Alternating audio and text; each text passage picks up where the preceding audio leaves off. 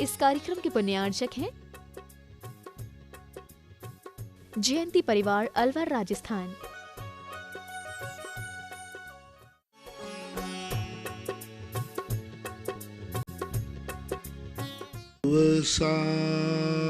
पूर्णम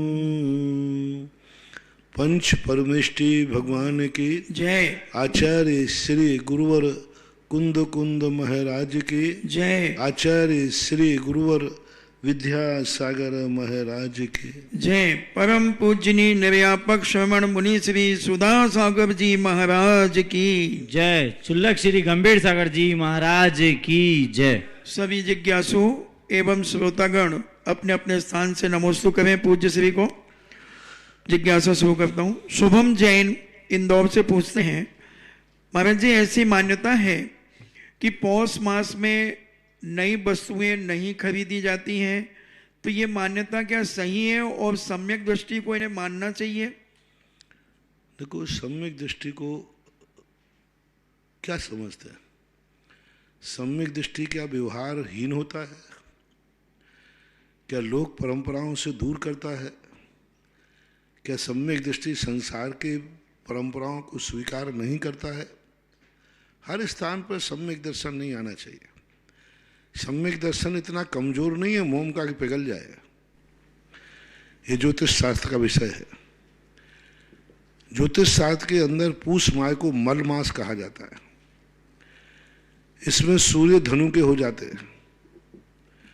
इस कारण से मल मास के दिन समय कोई भी कार्य शुभ नहीं माना गया। नई वस्तु खरीदने आदि के लिए मनाही नहीं किया, लेकिन कोई भी विशेष अच्छे कार्य हों, शादी ब्याह कार्य हों, पंचकर्णक हों, मकान के नागल आदि होते हैं, ये सब एक प्रकार के पूष माह संक्रांति के पहले पहले का एक माह कहलाता है। संक्रांति के बाद का तो चल जाता है। संक्रांति को मलमास खत्म हो जाता है, सूर्य मकर के हो जाते हैं धनु को छोड़ करके, तो ये कहलाते हैं ज्योतिष शास्त्र। इसको तुम्हें मानना ही पड़ेगा और इनसे सम्यक दर्शन की कोई मलिनता नहीं आती। सम्यक दर्शन वो उद्दंड नहीं है जो तुम्हें सारी उस संज्ञा, तुम कुछ भी मानवा दो, ना मुहूर्त को मानते हैं, ना दिन को मानते हैं, ना पर हर क्रियाकांड को आप सोचते हो मैं क्रियाकांडों को नहीं मानता हूँ। ऐसी बात नहीं है। ये सब चीज़ें एक प्रकार के प्रभावकारी है।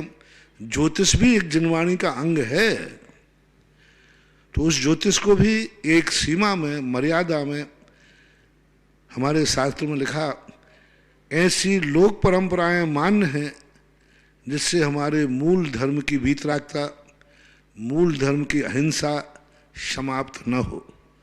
यानी मूल छेद नहीं होता, मूल का नाश नहीं होता है। तो ऐसी लौकिक परंपराओं को जैन धर्म नकारता नहीं है। ये बात अलग है कि उनको धार्मिक रूप नहीं देता, लोक व्यवहार कह करके कहता है। जैसे सच्चे देव साध गुरु के अलावा किसी को नमस्कार नहीं करना चाहिए सम्यक दृष्टि के लिए, लेकिन इसका अर्थ है नहीं कि माता पिता को नमस्कार नहीं करना चाहिए, बड़े भाई के पैर नहीं छूना चाहिए। नहीं, माता पिता के माता पिता मान करके पैर छुओ, गुरु मानकर नहीं, भगवान मानकर नहीं। लोक व्यवहार का पद मान करके यदि आप सम्मान देते हैं, मैंने एक दिन कहा था कि धार्मिक अनुष्ठान अलग है। एक नेता मांसाहारी शराबी है, सर्व दुर्गुण संपन्न है, उसको हम पद पर बैठने से नहीं रोक सकते, नेता बनने से नहीं रोक सकते, मुख्यमंत्री बनने से नहीं रोक सकते, क्योंकि वो एक राजनीतिक पॉइंट है, कानूनन पॉइंट है। पदों के चुनाव आदि होते हैं, सब राजनीतिक पॉइंट है, लेकिन हम उसके हार नहीं ले सकते। उससे हम मंदिर में अभिषेक नहीं करने देंगे, उसको हम पूजा अनुष्ठान में शामिल नहीं होने देंगे, लेकिन हम भगवान के दर्शन भी नहीं कर सकता, वो मेरे दर्शन भी नहीं कर सकता, नहीं रोक सकते। तो कुछ लौकिक पद ऐसे हैं जिनके संबंध में आचार विचार पर विचार नहीं किया जाता।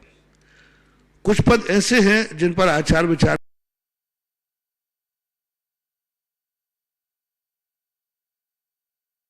सम्यक दृष्टि जीव और मिथ्या दृष्टि बैठा है पथ के ऊपर, कलेक्टर बन के बैठा है।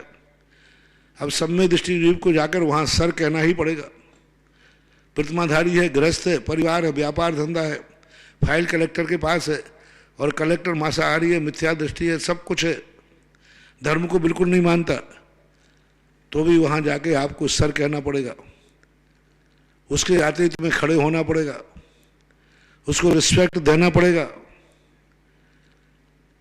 तो महाराज इससे सम्यक दर्शन नाश नहीं हुआ, नहीं होगा, क्योंकि उसको हम भगवान या गुरु मान करके रिस्पेक्ट नहीं दे रहे हैं, एक पदाधिकारी जिलाध्यक्ष मान करके दे रहे हैं। वो जिला का अध्यक्ष है, जिला का अध्यक्ष भली तुम्हारी मान्यता को प्राप्त हो या ना हो, उसका आचरण कैसा भी हो, कैसा भी हो, सोमदेव नीति कहते हैं,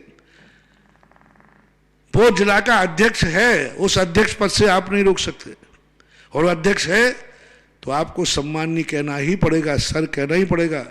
न्यायाधीश कैसा भी हो, आपको माननीय न्यायाधीश कहना ही पड़ेगा, यदि आप न्याय चाहते हो। हर स्थान पे मत लगाओ, हर स्थान के ऊपर कोई लगा देते हैं, महाराज आप इनसे हार नहीं लेते तो फिर इनको चुनाव में कैसे खड़े हो गए, पदाधिकारी कैसे बन गए, महाराज ये अभिषेक नहीं कर सकते हैं, इन्होंने ऐसा विवाह कर लिया, ऐसे कार्य कर लिए, ऐसे कर लिए।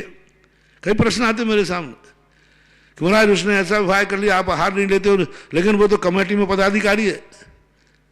भाई कमेटी में पदाधिकारी होना अलग चीज है, कमेटी में पदाधिकारी बनने के लिए उसको सुलाई कपड़े नहीं पहनना पड़ते, आहार लेने के सुलाई कपड़े पहनता है। वो कमेटी कानून की है, सरकार की है, राजनीतिक है कमेटी, राजनीति ने उसको छूट दी है। हमारे यहाँ कभी भी कोई किसी भी शास्त्र में मंदिरों की कमेटी होती नहीं है, पूरे मैंने साथ पढ़ लिए, ना मंदिर का अध्यक्ष होता है, ना मंत्री होता है, ना कोषाध्यक्ष होता है, मंदिर में तो सेवक होते, भक्त होते। आज तक जितने मंदिरों को देखा, कोई कमेटी, कोई तीर्थ क्षेत्र कभी किसी कमेटी के द्वारा बनाया गया, इसका कौन अध्यक्ष था, कौन मंत्री था, कुछ नहीं, भक्तगण संभालते थे, सेवक। लेकिन अंग्रेजों ने ये ध्यान दे दी, अंग्रेजों ने कहा हर ट्रस्ट, हर धार्मिक आयतन का ट्रस्ट होना चाहिए, एक समिति होना चाहिए, उसका बालक होना चाहिए।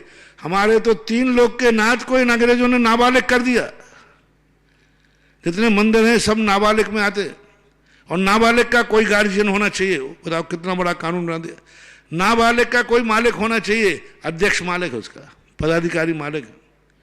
हमारे त्रिलोकीनाथ है। तो अब ये परंपराएं जो हैं सरकार के कानून की, अंग्रेजों की देन है कि मंदिरों में सब में ट्रस्ट बना गए, कमेटियां बना गई, ठीक है, उससे लाभ भी बहुत है, लेकिन अब वहां पर जो कानून लगेगा वो सरकार का लगेगा, हमारा धार्मिक नहीं। यदि वो मंदिर का पदाधिकारी है तो है, लेकिन हम उसे अभी आहार नहीं लेंगे, वो अनुष्ठान है। एक चांडाल सम्यक दृष्टि हो सकता है, एक चांडाल सम्यक दृष्टि हो सकता है, लेकिन वो आहार नहीं दे सकता। एक कुत्ते बिल्ली सम्यक दृष्टि हो सकते हैं, लेकिन वो चौके में नहीं आ सकते। मान लीजिए एक कुत्ता बिल्ली त्रियंश सम्यक दृष्टि है, भगवान ने घोषित कर दिया ये सम्यक दृष्टि है, देशवृत्ति है, पंचम स्थानवर्ती है, लेकिन वो चौके में आ जाएगा तो मैं अंतराय कर दूंगा। कितनी बड़ी बात। सम्यक दृष्टि एक त्रियंश, सम्यक दृष्टि एक शूद्र, सम्यक दृष्टि एक चंडाल, जिसकी देवता जय जयकार कर रहे हैं, लेकिन वो आहार नहीं दे पाएगा, भगवान का अभिषेक नहीं कर पाएगा। संसार में तो कितने लोगों को, ऐसी ऐसी जातियों में जन्म लेने लोग सम्यक दृष्टि हो गए, देवताओं ने जय जयकार करी, लेकिन वे अनुष्ठान में शामिल नहीं हो पाए। इसलिए हमेशा 2 दृष्टिकोण से देखना चाहिए किसी व्यक्ति को। एक तो सामाजिक लौकिक पदाधिकारियों की बात आए, और एक आए धार्मिक कार्यक्रमों की बात। तो लौकिक पदाधिकारियों में तुम क्या बैठ रहे हो, कौन है, कैसा है, अच्छा है, बुरा है, ये निर्णय तुम्हारा और कानून जाने। और धार्मिक अनुष्ठान में हम रोक सकते हैं, नहीं धार्मिक अनुष्ठान तो अलग होंगे। लोग कहते महाराज जी ऐसे व्यक्ति को आप कहते हो कि ऐसा, इसने इससे विवाह कर लिया, उसने उससे कर लिया, इसने ये कर लिया, इसने परित्यक्ता कर लिया, इसने विधवा कर लिया, इसने सधवा कर लिया, तुम पता नहीं क्या क्या बोलते हो। और कई लोग तो देखो महाराज रात में खाते हैं, गुटखा भी खाते हैं, बोतल भी पी जाते हैं, फिर भी समाज के पदाधिकारी हैं, फिर भी समाज के पदाधिकारी हैं। तो मैंने कहा भाई इस संबंध में कुछ नहीं बोल सकता। हाँ, ऐसे लोगों से हम हार नहीं ले सकते, भले वो अध्यक्ष है तो बना रहा है। मैं अध्यक्ष पद को नकार नहीं सकता, लेकिन अध्यक्ष है तो मैं उससे हार ले नहीं सकता। तो एक सामाजिक परंपरा है, हमारा जैन दर्शन उन लोक परंपराओं में हस्तक्षेप नहीं करता जिन लोक परंपराओं से धर्म का रूप बिल्कुल पृथक कर दिया जाता है। दोनों को अलग अलग दृष्टिकोण रखना चाहिए। अभिषेक जैन मोदी बैतूल मध्य प्रदेश से पूछते हैं, नमोस्तु गुरुदेव, हमारा इतना पुण्य तो नहीं है कि हम आचार्य श्री के चरणों का स्पर्श या पाद प्रक्षालन कर सकें।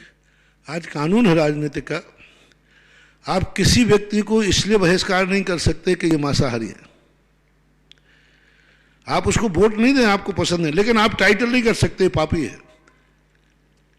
आप इसलिए वोट नहीं दें, मैं इसको वोट नहीं दूंगा क्योंकि ये मिथ्या दृष्टि है, ये मेरे धर्म को नहीं मानता है, सच्चे देव सदगुरु को नहीं मानता, खोटे देव सदगुरु को मानता है, इसलिए मैं वोट नहीं दूंगा। ये प्रचार आप नहीं कर सकते। ये यदि आप प्रचार करते हो तो कानून की दृष्टि से आप अपराधी माने जाओगे, नहीं कर सकते। वहां पर कुछ वो कैसा है तो इससे मतलब नहीं, आपको वोट नहीं देना तो मत दो, मुझे वोट नहीं देना, लेकिन आप आरोप नहीं लगा सकते कि ये मिथ्या दृष्टि है, ये शराबी है इसलिए मैं वोट नहीं दूंगा, नहीं कर सकते। तुम्हें वोट नहीं देना मत दो क्योंकि हमें पसंद नहीं है, लेकिन शराबी है इसलिए नहीं देना, ये कानून नहीं है। मांसाहारी है इसलिए वोट नहीं देना, मांसाहारी है इसलिए चुनाव में खड़ा नहीं हो सकता, आप एक कानून नहीं बना सकते। हाँ, आप उसको हरा दीजिए, आपके पास तरीका है। तो आपको एक तरीका आपके पास है कि आप ऐसे लोगों को जिनको पसंद नहीं करते हैं उनको चुनाव में हरा दीजिए, वोट मत दीजिए, विरोध कर दीजिए।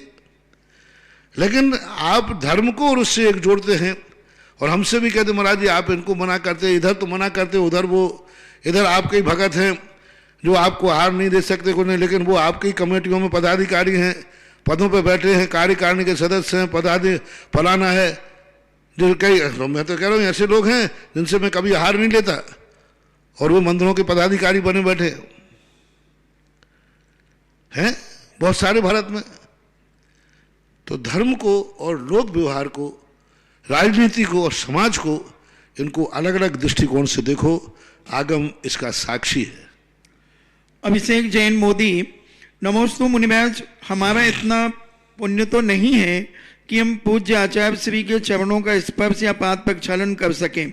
अगर आचार्य श्री के संघ के किसी मुनि के चरण स्पर्श करते हुए या पाद प्रक्षालन करते हुए उस समय यदि हम आचार्य श्री का स्मरण करें उनके चरणों का, तो क्या हमें वही ऊर्जा प्राप्त हो जाएगी? हो जाएगी, कोई बात। यस जैन कोटा, नमोस्तु गुरुदेव, जिस प्रकार सम्यक दर्शन के 8 अंगों में 8 जीव प्रसिद्ध हुए हैं, उसी प्रकार क्या सम्यक ज्ञान और सम्यक चारित्र्य के भी अंग होते हैं? क्या उनमें भी कोई प्रसिद्ध हुआ है?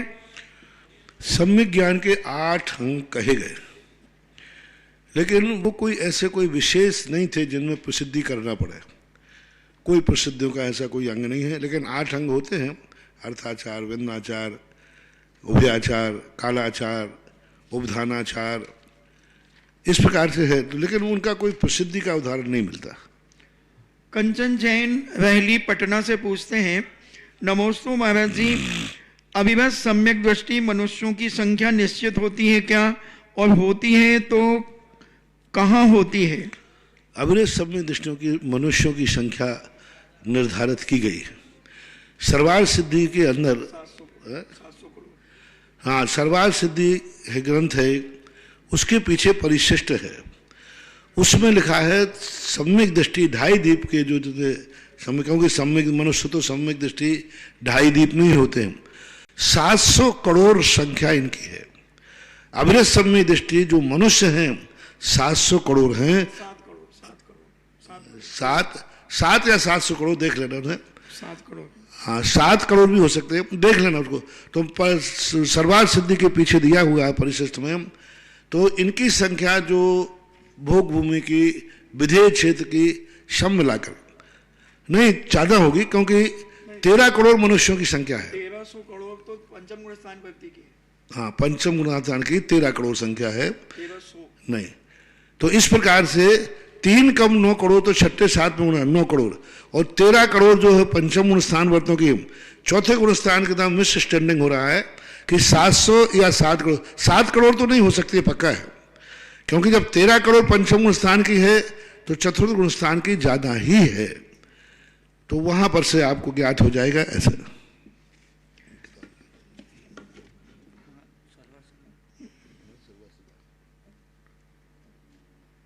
अरविंद जैन सांगानेर से पूछते हैं, नमोस्तु महाराज जी, मंदिर में जब भक्तांबर जी के विधि मंत्र का पाठ किया जाता है और थाली में 48 दीपक समर्पित किए जाते हैं, क्या पाठ के अंत में उन थाली में चढ़ाए हुए दीपकों को दूसरी बार दोबारा आरती के लिए काम में ले सकते हैं क्या? ले सकते हैं।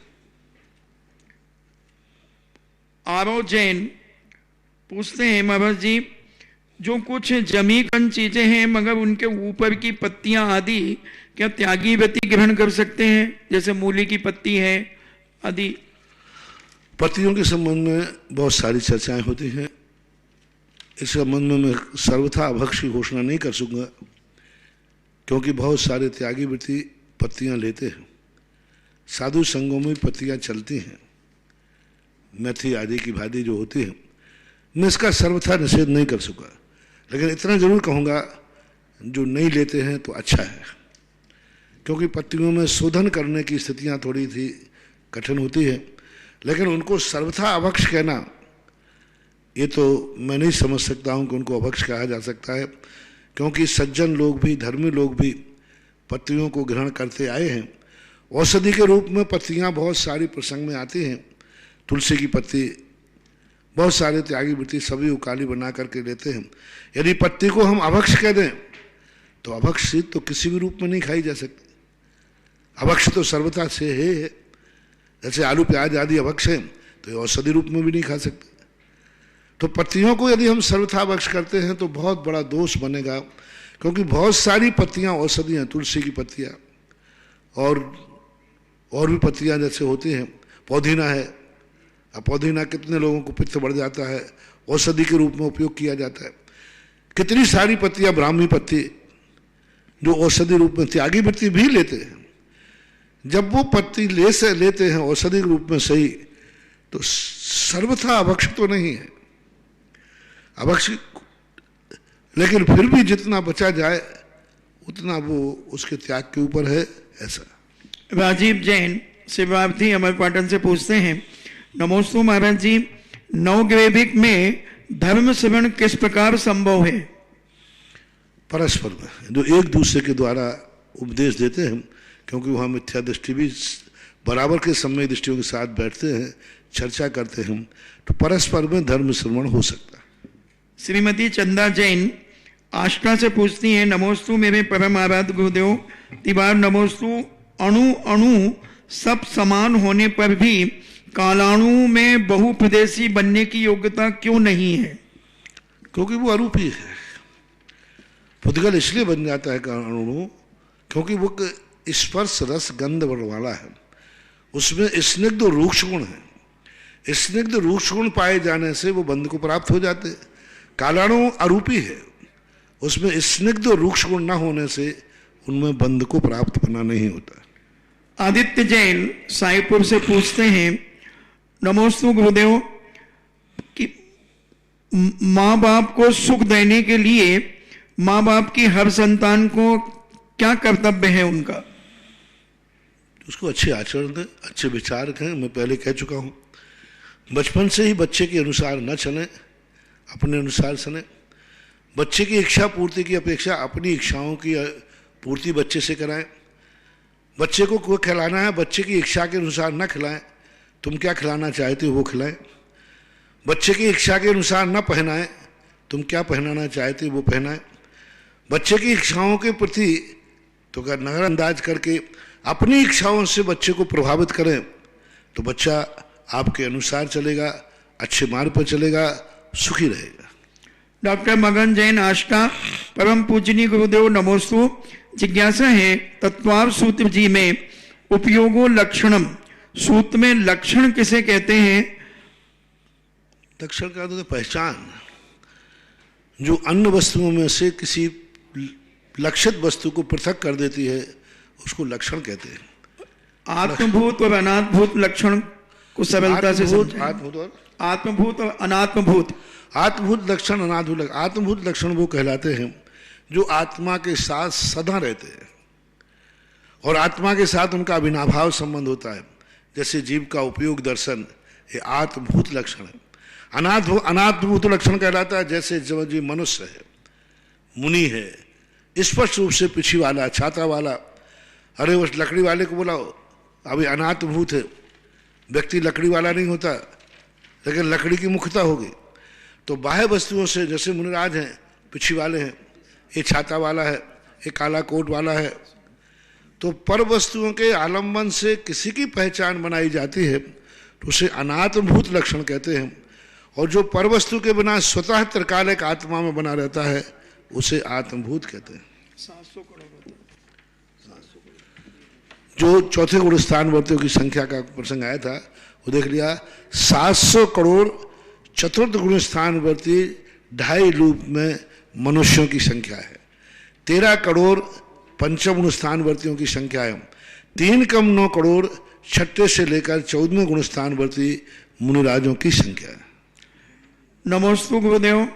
आदि पुराण के लेखन में 13वें कुलकर प्रसेनजित के समय में संतान की उत्पत्ति जरायु में लिपटी होने लगी थी। 14वें कुलकर में नाभि राय के समय संतान की उत्पत्ति के समय संतान की नाभि में नाल दिखाई देने लगा था। महाराज जी, क्या इन कुलकरों के समय में महिला और पुरुष में विवाह होने लगे थे? नहीं, विवाह की परंपरा बाद में आई।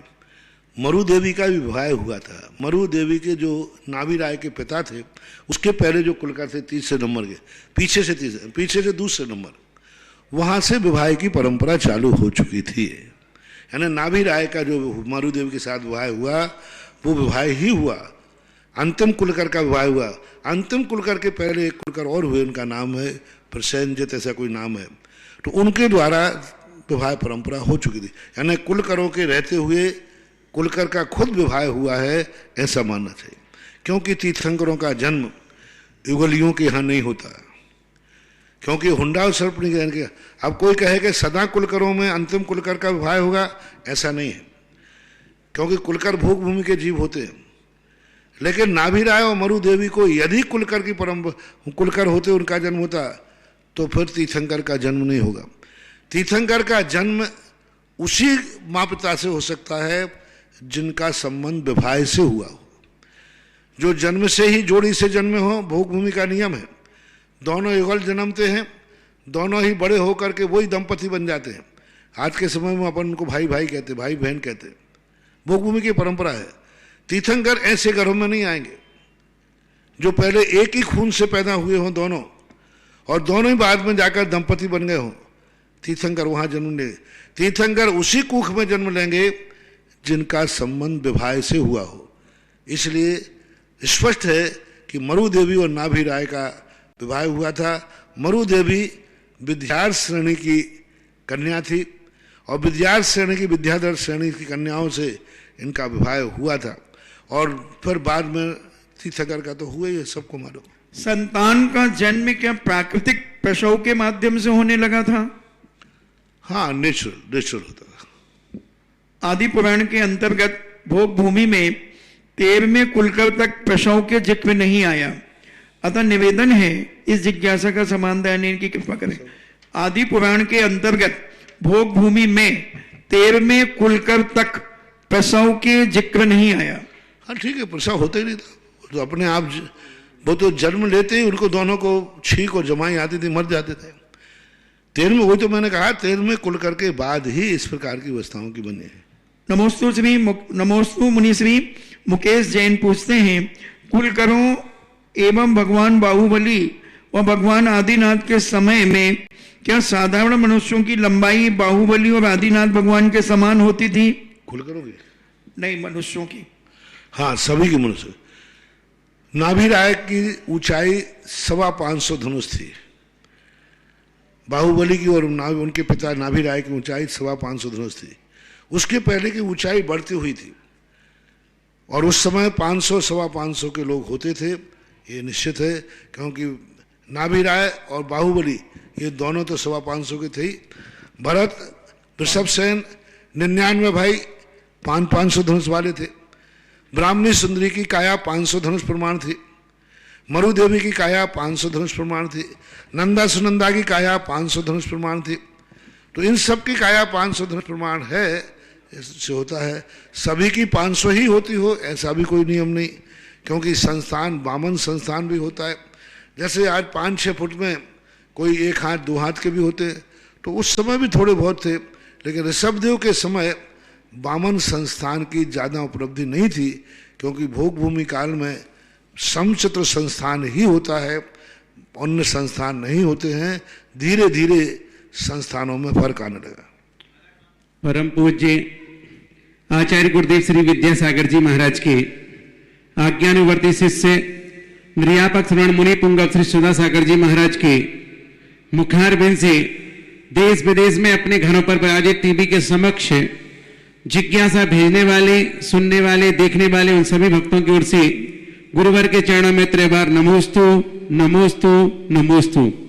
इस क्षेत्र पर चल रहे असीमकालीन भक्तांबर विधान हेतु भक्तों ने अपनी भावनाओं को तपोदय तीर्थ बिजौलिया में 51,000 रुपए की राशि से प्रेषित किया है।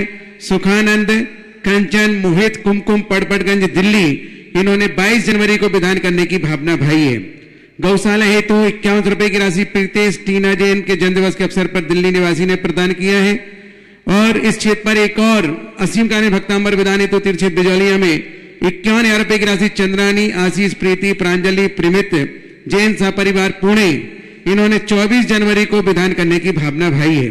स्वर्णदान हेतु विश्व के बड़े बाबा की वेदी में स्वर्ण कार्य हेतु 11,000 रुपए की राशि मास्टर अभियांश पुत्र प्रियांशु, अलका पौध, नरेंद्र, रेणु जैन, बीमा वाले निमित्त निया जैन, खतौली, मुजफ्फरनगर से।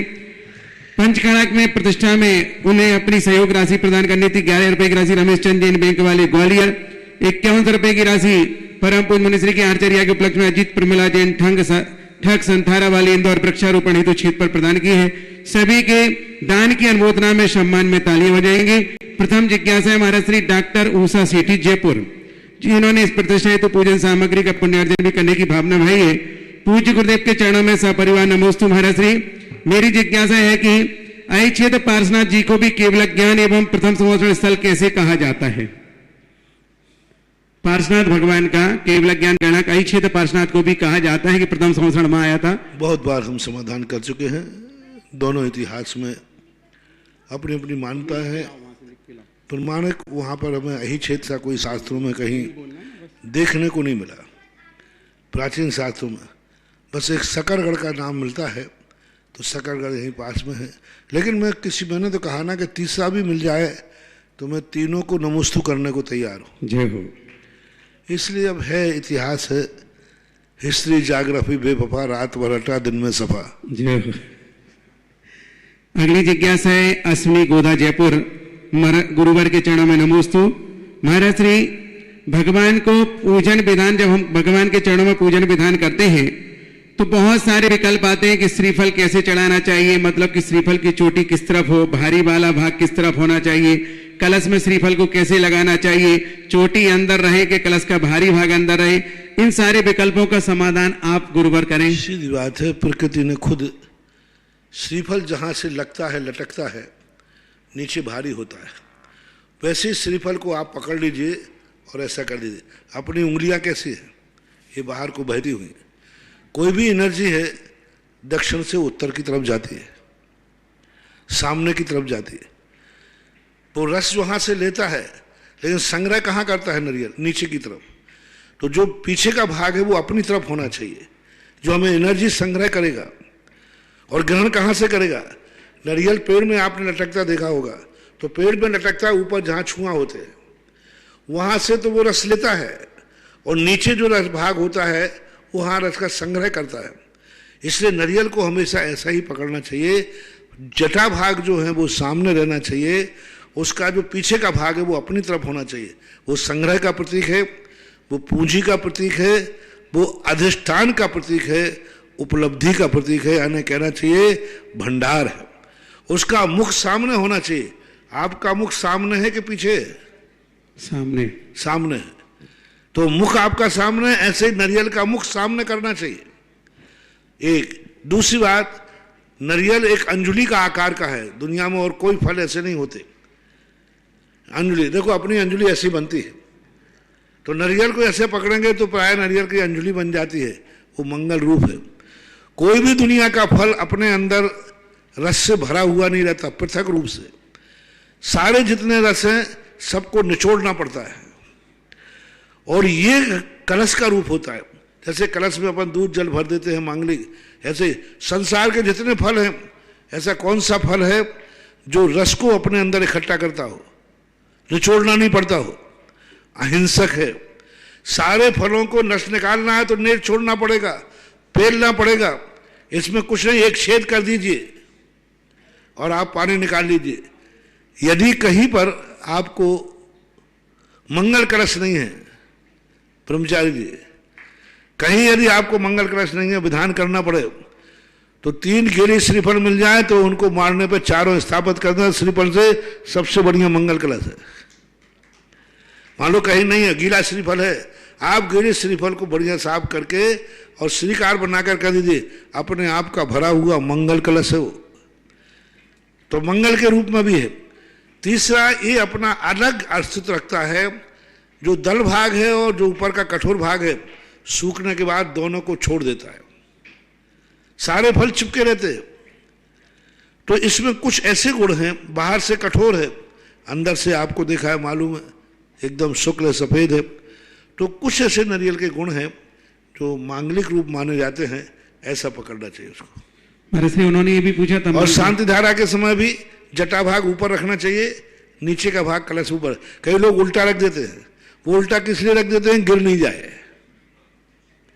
लेकिन वो गलत है। एक लॉजिक ये भी दे सकते हैं महाराज जी के, कलश पे रखते हैं तो शिखराकार होना चाहिए, तो ऊपर पतला नीचे। हाँ, शिखर जैसी बनती है ना, हाँ। ऊपर पतली बनती है, नीचे सब तरफ से लगा दीजिए ऐसा। अगली जिज्ञासा है, और 3 लोक का प्रतीक है, 3 लोक भी नीचे है, चौड़ा है, ऊपर सकड़ा है, तो नारियल 3 लोक का प्रतीक भी है। बहुत सारे प्रतीक हैं। जय हो। विजय जैन मुंबई, मुनिश्री के चरणों में त्रैबार नमोस्तु। महाराज श्री, आपने ओम के बारे में बताया, इसके लिए आपका बहुत बहुत आभार, क्षमा करें। मेरी जिज्ञासा का तात्पर्य यह भी था कि क्या बीज मंत्र व द्रव्य व साधारण पर्याय की आराधना हेतु होते हैं, जटिल पर्यायों के लिए नहीं? बीज मंत्रों की अलग अलग सिद्धियां हैं, अलग अलग स्थितियां हैं। बीज मंत्र स्वयं में अपने आप में ध्यान के विषय हैं, जाप का नहीं। बीज मंत्र का जाप नहीं किया जा सकता, बीज मंत्र बीजाक्षरों का ध्यान किया जाता है। उन्हीं बीज अक्षरों के साथ यदि कोई महाशक्ति, कोई पात्र जुड़ जाता है तो फिर वो जाप बन जाता है। जैसे ओम जुड़ गया, ओम, अब ओम जुड़ गया, ह्रीम अकेले के जाप नहीं हो सकता। ह्रूम ह्रीम नमः, अब जाप हो गया, ओम लग गया, प्रणव बीजाक्षर है। अब उसके साथ बीजाक्षर के साथ अपन आदिनाथ भगवान लगा दिया, क्लीम का जाप नहीं हो सकता। ओम ह्रीम क्लीम आदिनाथ जनिंद्राय नमः, अब आदिनाथ लगने से आज क्लीम का जाप हो सकता है, पारसनाथ का जाप हो सकता है। कोई ना कोई उसके साथ शक्ति यदि जुड़ जाती है तो उसका जाप किया जा सकता है। आपने जितने भी मंत्र देखे होंगे, कोई भी मंत्र एक बीजाक्षर से नहीं होगा। जपने वाला, जाप करने वाला, ध्यान करने वाले बीजाक्षर एक वाले भी होते, 2 वाले भी होते, लेकिन जाप नहीं होता। अब जाप करने वाला एक बीजाक्षर यदि मानना है तो ओम, क्योंकि ओम अपने आप में 2 बीजाक्षर है उसमें। ओम अपने आप में प्रणव बीजाक्षर है, ओम ओम ओम ओम ओम। तो इस प्रकार तो कुछ बीजाक्षर ऐसे हैं जो किसी के साथ मिल जाने पर वो सामान जटिल सब प्रकार की समस्याओं के समाधान में कार्यकारी बन जाते हैं। वही दूध है। हर व्यक्ति, दूध शुद्ध है लेकिन हर व्यक्ति नहीं पी सकता। जो छोटा बच्चा है वही दूध है, गाढ़ा दूध है, बिल्कुल गाढ़ा है, छोटे बच्चे को नुकसान कर जाएगा, पचा नहीं पाएगा, दस्त लगेगा। और वही बड़ा बच्चा पी जाता है। अब उस दूध को कैसे सुपाच्य बनाए, तो मां उस दूध में पानी मिला देती है, पानी मिलाते ही वही दूध बच्चे को पच गया। इसी प्रकार मुनिराज बड़े बच्चे हैं, श्रावक छोटे बच्चे हैं, मुनिराज बीजाक्षर का ध्यान करते हैं और श्रावक बीजाक्षर का जाप कर देता है, उसमें थोड़ा सा पानी मिला देते हैं, किसी के साथ मिक्सिंग कर दिया, पारसनाथ के साथ कर दिया, आदिनाथ के साथ कर दिया, किसी और बीजाक्षरों के साथ कर दिया, सूर्य देवताय नमः, शांतिनाथाय नमः। तो इस प्रकार से करने के बाद वो जाप बन जाता है। जाप में और ध्यान में अंतर है। श्रावक को जाप की प्रधानता है, ध्यान की नहीं। साधु को जाप की प्रधानता नहीं है। हमारे लिए कहीं जाप नहीं लिखा, पूरे मुनि धर्म में, पूरे मुनिचर्या में कहीं जाप नहीं लिखा हमें कितनी जाप करना है, कहीं जाप नहीं, ध्यान लिखा है। ध्यान करें। आप लोगों को किसी भी आवश्यक में पूरे जितने भी श्रावक के गुण हैं कहीं ध्यान नहीं लिखा। षडावश्यक में ध्यान नहीं आया, 11 प्रतिमाओं में ध्यान नहीं आया, आप लोगों को ध्यान नहीं आया, जाप आया है। जाप के लिए आप लोग अनुष्ठान, श्रावक के हर अनुष्ठान में जाप है, हमारे किसी अनुष्ठान में जाप नहीं है, ध्यान है, ऐसा मानो। अगली जिज्ञासा रिकॉर्डिंग के माध्यम से। नमस्ते गुरुदेव, मैं रितु जैन जबलपुर से। मेरा और मेरे परिवार का आपके चरणों में त्रियोग नमोस्तु। महाराज श्री, मेरी जिज्ञासा है कि जिस प्रकार मनुष्य जन्म लेता है तो रोते हुए पैदा होता है, और यदि नहीं रोते हैं तो डॉक्टर्स उन्हें रुलाते हैं, तो क्या इसी प्रकार जब तीर्थंकर बालक जन्म लेते हैं? जब बच्चा जन्म लेता है तो जन्म लेने के बाद रोता हुआ नहीं होता तो डॉक्टर उसको रुलाते हैं। इसी प्रकार तीर्थंकर जब जन्म लेते हैं, आगे जब तीर्थंकर बालक जन्म लेते हैं तो रोते हुए पैदा होते हैं, क्योंकि कहा गया है या सुना है कि जब तीर्थंकर जन्म लेते हैं तो तीनों लोक में खुशियां हो जाती हैं। तो क्या तीर्थंकर बालक भी रोते हुए पैदा होते हैं? कहाँ राजा भोज, कहाँ गांगू तेली। अरे भाई, वो तो 10 बल के धारी हैं, 10 अतिशय जन्म से लेके आए हैं, उनके खून की परंपरा, उनकी सब कुछ व्यवस्था पहले से ही 56 कुमार देवियों ने सब व्यवस्थित कर दिया है। हम लोगों के सामान्य लोगों के नियम तीर्थंकर पर लागू नहीं होते। आप इतने से अंदाज लगा लीजिए, तीर्थंकर को अभी जन्म हुए घंटा भर भी नहीं हुआ और देवता उठा के ले गए कितनी दूर, मेरू पर्वत पर, और कितने बड़े कलश डाल दिए, 96 किलोमीटर गहरा, 48 किलोमीटर चौड़ा, 12 किलोमीटर का मुख, ऐसा एक कलश, ऐसे 1000 अलग कलश डाल दिए, और तुम्हारे छोकरे पर 1 लोटा डाल दिया, यूं करेगा वो, निमोनिया हो जाएगा, निमोनिया, श्वास ही नहीं ले पाएगा। उस पर 1008 कलश डाल दिए, और जरा नहीं डिगे शिशु राजा, ऐसा आता है एक आरती में, 108 कलश, फिर भी थोड़े बहुत भी चलाएमान नहीं हुए। उन तीर्थंकरों की महिमा, अतुल बल जन्म से ही होता है, 10 अतिशयों में एक अतुल बल आता है, इसलिए उनकी प्रक्रिया बिल्कुल भिन्न होती है। भगवान जब जन्म लेते हैं वो जरा में लिपटे हुए नहीं आते, उनके साथ कोई गंदगी नहीं होती, उनका नाल निकला हुआ नहीं होता, वो माँ जो व्यवस्थित ढंग से पता ही नहीं चलता उनको, माँ का पेट नहीं बढ़ता।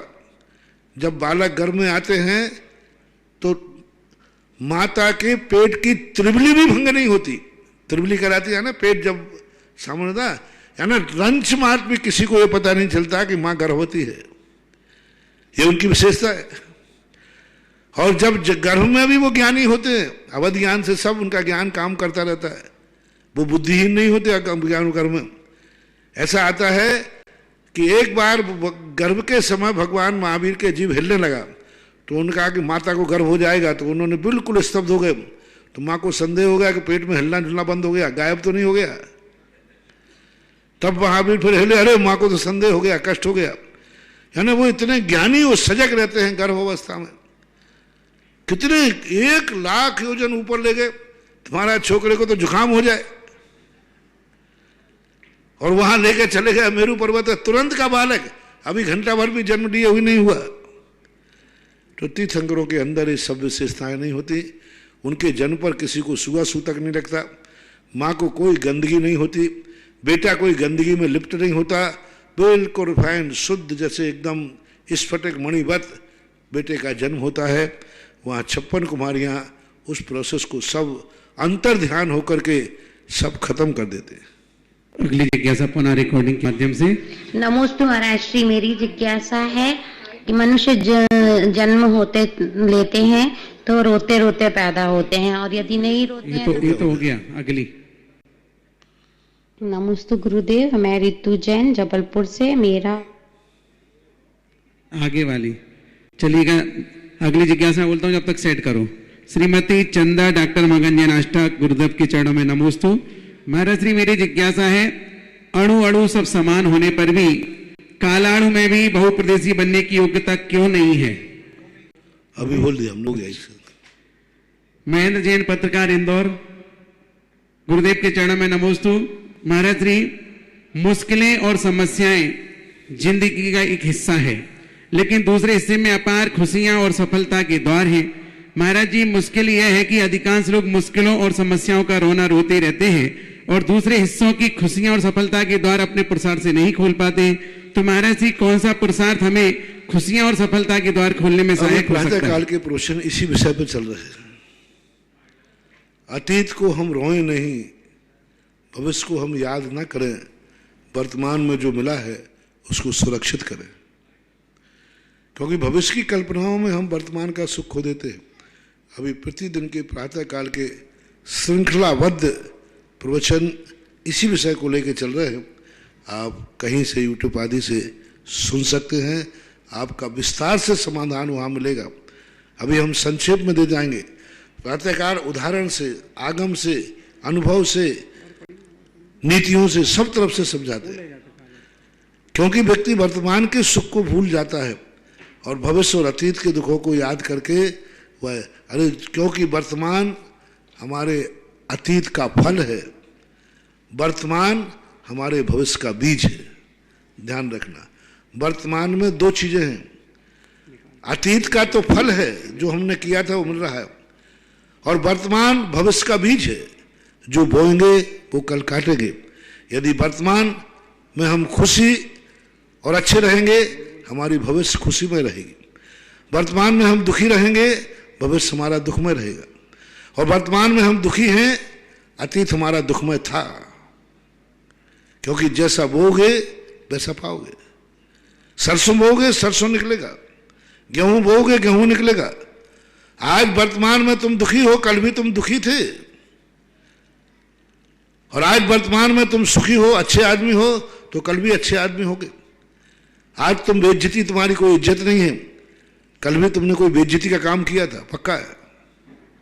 और आज यदि तुम इज्जत वाले हो तो भविष्य में भी तुम्हारी इज्जत रहेगी, क्योंकि आज की इज्जत भविष्य का बीज है।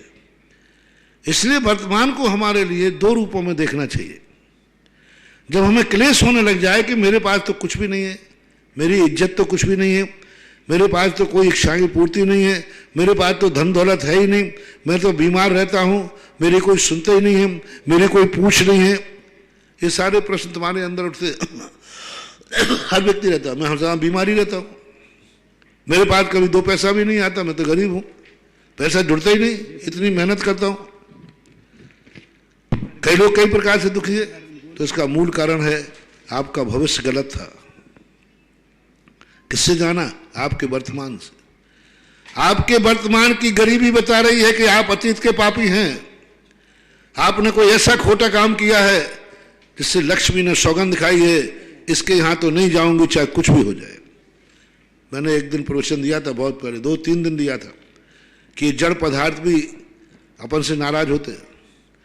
हमने लक्ष्मी का इतना दुरुपयोग किया, इतना पाप किया उससे, कि इस लक्ष्मी ने भी ठान लिया इसके यहां तो नहीं जाऊंगे।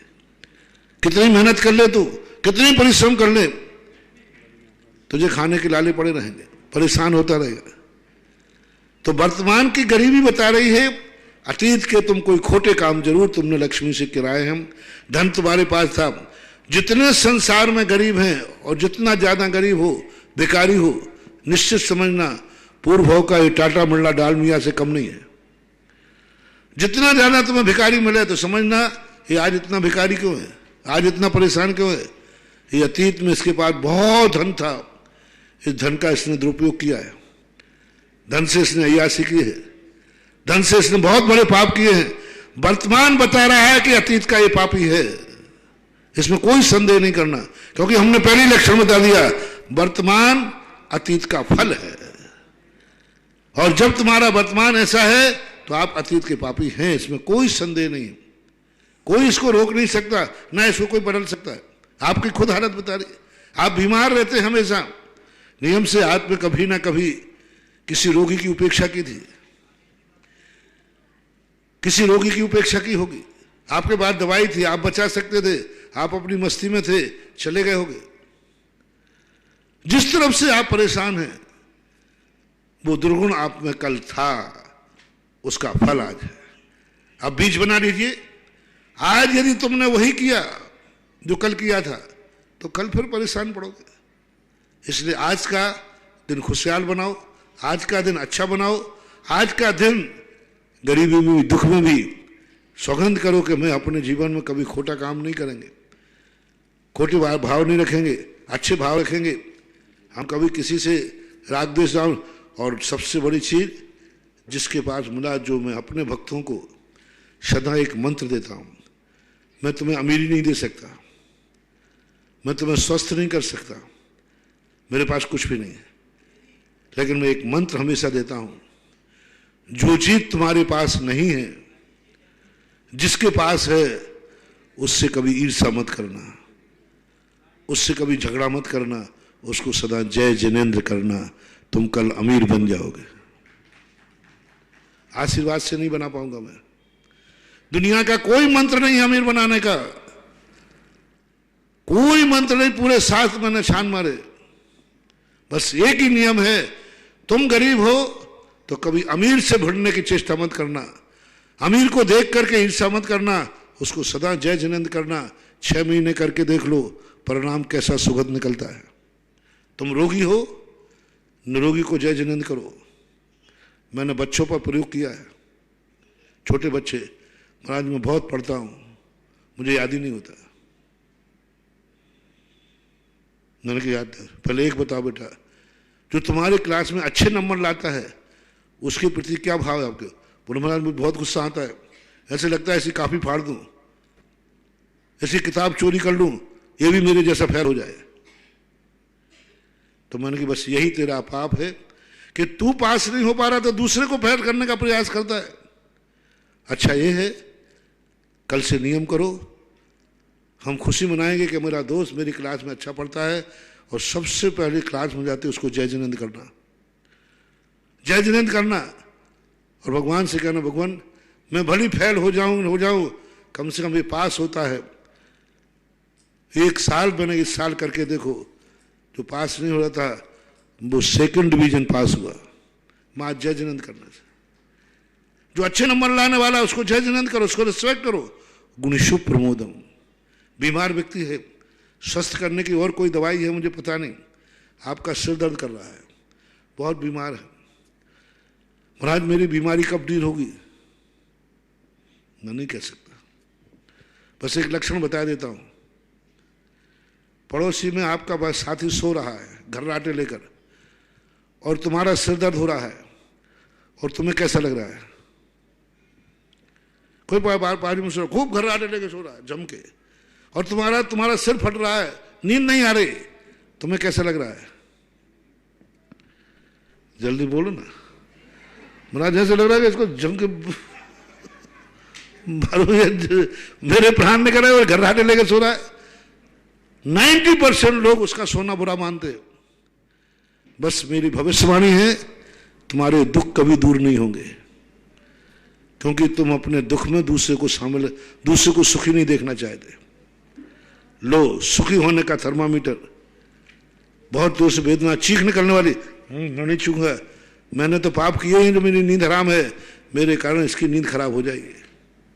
ये कितना भाग्यवान है, कितना पुण्य किया इसने कि देखो ये सो रहा है, यही रात में नींद को तरस रहा हूं, यही रात ये नींद सो रहा है, पुण्यात्मा सो रहा है, धर्मात्मा सो रहा है, कोई पुण्य किए हुए तब तो सुख की चैन सो रहा है।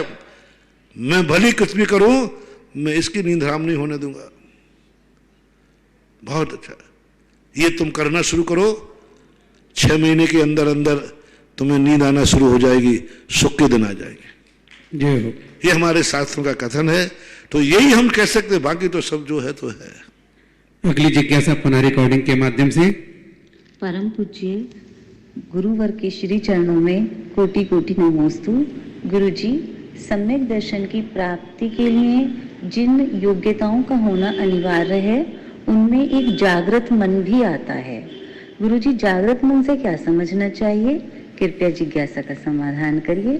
नमोस्तु। जागृत मन का अर्थ है उपयोग तद्रूप होना चाहिए। इसके दो रूप लिए जाते हैं। निद्रा में सम्यक दर्शन रह सकता है, निद्रा कर्म के उदय में सम्यक दर्शन होगा नहीं, जिस समय वो सो रहा है। और जागृत मन का अर्थ है सावधान मन, उसी में होना चाहिए, सुप्त अवस्था में नहीं होना चाहिए, अच्छे अवचेतन अवस्था में नहीं होना चाहिए, सोते हुए नहीं रहना चाहिए। जैसे गाड़ी है तो गाड़ी जागृत मन से चलाना चाहिए, यानी निद्रा लेते लेते नहीं चला सकता। यानी निद्रा में जिस समय है उस समय सम्यक दर्शन की उत्पत्ति नहीं होगी। जागृत में हो और जागृत मन हो, सावधान हो, तद्रूप मन हो। जिस समय जैसे मान लो भगवान का दर्शन कर रहा है तो उसका दर्शन में मन होना चाहिए। ऐसा नहीं कि दर्शन तो कर रहा है मन कहीं और है। तत्व चिंतन कर रहा है उसमें मन होना चाहिए। जाप दे रहा है उसका मन होना चाहिए। कर्म में तो माला फिरे मनवा फिरे बाजार, सम्यक दर्शन नहीं होगा। इसलिए जागृत मन के दो रूप, जागृत दशा हो और उपयोग भी तद्रूप हो। अगली जिज्ञासा जी ठग इंदौर। गुरुवर के चरणों में बारंबार नमोस्तु नमोस्तु नमोस्तु। गुरुजी, आज का जो प्रश्न मेरा है वो सुबह के प्रवचन से है। हम देव शास्त्र और गुरु की आराधना इसलिए करते हैं कि मेरी यश कीर्ति और पैसा वगैरह बढ़ जाए। आज के प्रवचन में जो आपके द्वारा बताया गया है कि हमें देव शास्त्र गुरु की यश कीर्ति बढ़ाने के लिए हमेशा प्रयत्न, कुछ दिन में कुछ क्षणों का प्रयोग करना चाहिए। महाराज जी, मेरी जिज्ञासा ये कि हम लोग इन तीनों जो देव शास्त्र गुरु के प्रति अपनी श्रद्धा और यश बढ़ाने के लिए क्या क्या करें? मैंने व्यवहार बात कही थी। किसी का व्यवहार तुम्हारे साथ लगा हुआ है तो उस व्यवहार को लौटाने की भी सोचते हो कि नहीं? आप लोग व्यवहार में कहते हो ना, महाराज वहाँ तो मुझे जाना ही पड़ेगा, हमारा व्यवहारी आदमी है, क्योंकि वो हमारे यहाँ व्यवहार दे के गया तो व्यवहार देने जाना ही पड़ेगा। भारतीय संस्कृति है, सब कुछ डकार जाएगा लेकिन व्यवहार नहीं डकारता। किसी का ब्याज का पैसा रखा है, गिरवी रखा है, डकार जाएगा। नहीं रखा नहीं देना, ठग लेगा। लेकिन जो व्यवहार लगा रहता है लिफाफे वाला या सामान ले जाने आने वाला, उसको नहीं भूलता वो व्यवहार तो चुकाता है। उनके यहां से फलाना सामान आया था, अब वो जब 10 साल बाद भी मौका पड़े वो व्यवहार को लौटाता है। तो जब हमारी आदर्शनता है तो हम भी देव साध गुरु से कितने व्यवहार लगे। देव साध गुरु मेरे कब कब काम आए? जब जब हमारे आंसू आए उन्होंने पहुंचे, जब जब हमें संकट आया आशीर्वाद मिला, वो सदा हमारे पास काम आए। व्यवहार है, ये व्यवहार कहलाता है। और भगवान से मैंने क्या क्या पाया, गुरु से मैंने क्या क्या पाया। आज भगवान और गुरु की बदौलत हम कहां से कहां पहुंच गए। तो कहा था कुछ व्यवहार लौटाओ भी। भगवान तुम्हारे काम नहीं आए, तुम भी भगवान के काम आओ। गुरु ही तुम्हारे काम नहीं आए, तुम भी गुरु के काम आओ। गुरुओं से जब तुम्हारे काम निपटते हैं तो कभी भाव ना पड़ो कि हे प्रभु मैं कभी गुरु के काम आ सकूं। जब गुरु हमारे हमेशा काम आते हैं तो मैं भी गुरु के काम आऊं। भगवान से हमारा अपने काम निपटाते हैं, कभी मैं भगवान के काम आऊं। थोड़ा तो विचार करो, 5 मिनट अपने मन से सोचो कि ये मन में मैं भगवान के लिए सोचूंगा, भगवान का विचार करूंगा, मेरे कारण से मैं भगवान को कैसे ऊंचाई दूं। तो अनेक प्रकार के विषय होते हैं। उस कार्य को अपने जीवन में ऐसा उतारें जैसे मैना सुंदरी ने भगवान सिद्ध भगवान को कितनी ऊंचाई दे दी। ऐसा सिद्ध चक्र मंडल विधान किया कि आज तक लोग सिद्धों की महिमा गा रहे। उसने लिया कम दिया ज्यादा। अंजन चोर ने देख लो, शेर सुदर्शन ने देख लो, सती सीता ने देख लो, कितने लोगों ने लिया कम और लौटाया कितना। आज उनके नाम से कथा बन गई, आज उनके नाम से व्रत बन गया, आज उस नाम से भगवान की जय जयकार हो रही। कितनी बड़ी जय, एक छोटी सी काम के कारण भगवान का यश कितना बढ़ गया, कितना यश बढ़ गया। सिद्ध चक्र मंडल सिद्ध तो अनादिकाल से होते आए, लेकिन सिद्धों की महिमा कब से बढ़ी है? मैंने एक भक्त ने भगवान की महिमा बढ़ा दी, तो हमें भी सोचना चाहिए भगवान से मेरी महिमा बढ़ती है तो मैं भी भगवान की महिमा बढ़ाऊंगा। गुरु से मेरी महिमा बढ़ती है तो मैं भी गुरु की महिमा बढ़ाऊंगा। एक पक्षी मत रहो, व्यवहार को डकारो मत, ये बात कही थी। परम पूज्य महाराज श्री बहुत ही अच्छी जिज्ञासा का समाधान देते। बंधु पुनः कह रहा हूं, आने वाली 11 फरवरी से 16 फरवरी में पंचगणक प्रतिष्ठा महामहोत्सव होगा, जिसके सौधर्मिंद महाराजा नाभी राय नियुक्त हो चुके हैं। और कुबेर और महायज्ञ के लिए बहुत सारे नाम आ रहे हैं, लेकिन उसमें कई ओवर एज के लोग हैं। लेकिन मेरी अपनी भावना है कि पात्र बने और मंच पर थोड़ा दरबार का मंचन बहुत अच्छा हो। तो युवाओं से कहना चाहता हूं कि लॉकडाउन के दौरान आप बिल्कुल ना घबराएं, परम पूज्य महाराज जी का आशीर्वाद है। और जिनवाणी या पारस चैनल के माध्यम से सारा प्रोग्राम लाइव होगा और सारी जनता को अंदर आने की भी सुविधा मिलने वाली है। ये व्यवस्था मैं आपको इसलिए बता रहा हूं कि आप निश्चिंत रहिएगा और युवाओं को भी आके आकर के कुबेर महायज्ञ कैसे पात्र जो प्रमुख पात्र कहलाते हैं, क्योंकि पत्र का फाइनल प्रूफ पर चल रही है। ऐसा ना हो कि आप चूक जाएं, हम पात्र तो बना ही देंगे लेकिन थोड़ा युवा बनेंगे तो बहुत आनंद आएगा। आप अपनी भावनाओं को प्रस्तुत करें। कुबेर है, महायज्ञ नायक है, बाहुबली है, राजा श्रेयांस राजा सोम है, ईशान सानत महेंद्र है। जिस पात्र में आपको पात्रता चाहिए आप कमेटी से संपर्क करें और अपना नाम शीघ्र भेजें, ताकि आपकी घोषणा होने के पश्चात आपका फोटो पत्रिका में प्रकाशित हो सके। अगली जिज्ञासा है अनिल जी। कही थी कल से मंदिरों को, तीर्थ क्षेत्रों के अभिषेक को खोलने की, तो कल ज्ञानोदय से भी कोई समाचार आए कि अभी तक ज्ञानोदय किसी भी यात्री के लिए खोला नहीं गया। कोई विशेष कार्यक्रम के लिए बात अलग है, तो जो इतने दिन से कोई चीज़ बंद हो तो उसको खोलने के लिए थोड़ा सगुन और अनुष्ठान से खोलना जय हो। क्योंकि इतने दिन से बंद रहा है कोई लंबे समय से, तो शुभ सगुन करके खोलना। कल मैंने बताया था, उनको भी बताया, आपको भी, सबको कह देते हैं कल से अभिषेक पूजन की व्यवस्थाएं बिल्कुल साधारण रूप से उसको खोल दो। बस वो सावधानी जरूर रखना, सावधान सबके लिए खोल दो आप। अभी बिजोलिया के लिए नहीं बता रहा हूँ, छोड़कर बाकी सारे क्षेत्र सब खोल दीजिए। सबको अभिषेक पूजन का पूरा अधिकार दे दीजिए। व्यवस्थित होकर मास्क लगाएं, दूरी बना के रखें और कलशों को अपने आप में जिसका कलश हो वो पानी में डालें और उसके लिए सगुन करें। कल ज्ञानोदय के लिए मैंने बताया, आज भी ज्ञानोदय के लिए सुबह 8 से 9 के बीच में ज्ञानोदय तीर्थ क्षेत्र खुलेगा। पूरी कमेटी बाहर पहुंचेगी, सभी क्षेत्र सुन लें, कमेटी वाले सब बाहर पहुंचे, महिलाएं मंगल कलश लेके पहुंचे और ऐसी भावना भाएं कि हे प्रभु आज ये द्वार खुल रहा है, कभी बंद न हो। जय हो। तो सगुन के लिए आप अष्टदल पुष्पादिक लेकर के मंगलाष्टक पाठ पढ़ें, गेट के ऊपर श्री या स्वस्तिक आदि बनाएं, केसर का मांगलिक करें, पुष्पों का क्षेपण करें मंगलाष्टक पढ़ के, और जितने लोग हैं पहले एक श्रीफल का प्रवेश कराएं, 1, 5, 11 जो भी हो। आपके प्रवेश करने के पहले गेट को खोल दें मौली आदि बांध के, और खोलते ही सबसे पहले 1-2 श्रीफल आगे फेंक दें और पुष्प आगे फेंक दें। उसके बाद फिर आप बड़े अच्छे मंगल गीत के साथ, गाजे बाजे के साथ अपने तीर्थ क्षेत्र को खोलें और भावना भाते जाएं कि हे भगवान, जो दिन अभी देखे ये भविष्य में कभी ऐसे ना आए। ऐसा सगुन करके गेट को खोलें और शुरुआत करें। कल से ज्ञानोदय तीर्थ क्षेत्र जनरल सभी लोगों के लिए खुल जाएगा और पूरी कमेटी कल ऐसा मांगलिक करके उस गेट का चालू करेगी। जिनके बंद रहे हों वे भी कल से खोलें। मंदिरों में भी ऐसे ही कर सकते हैं आप, जिनके मंदिरों में अभिषेक पूजन बंद रहे हों वे मंदिरों में भी अभिषेक पूजन चालू करें, ऐसे सगुन के साथ, शुभ के साथ, अच्छी भावनाओं के साथ। यहाँ के लिए भी मैंने खोल दिया है कि अभिषेक पूजन सागर सभी लोग अपने कर सकते हैं, लेकिन वो जो स्थान यहाँ बंद है, जिस स्थान में हम लोगों की दिनचर्या परिचर्या होती है, उस स्थान को छोड़ करके आप बड़े बाबा का अभिषेक जनरल व्यक्ति कोई भी कर सकता है, शांति धारा कर सकते हैं, लेकिन उनके लिए स्नान के और कपड़े बदलने की व्यवस्था अलग की गई है। वो अंदर रहने वाले जो क्वारंटाइन में हैं उनके साथ नहीं रहेंगे, अलग से उनकी व्यवस्था की गई। वहाँ कपड़ा बदलें, वहाँ स्नान करें और भगवान का अभिषेक करें और सीधे वहीं से बाहर जाएं। निज मंदिर के खोलने की व्यवस्था 1-2 दिन में चल जाएगी। जिस दिन खोलेंगे उस दिन का मैं खुद शगुन करने चलूंगा। 1-2 दिन में उसकी थोड़ी सी व्यवस्था बना रहे हैं।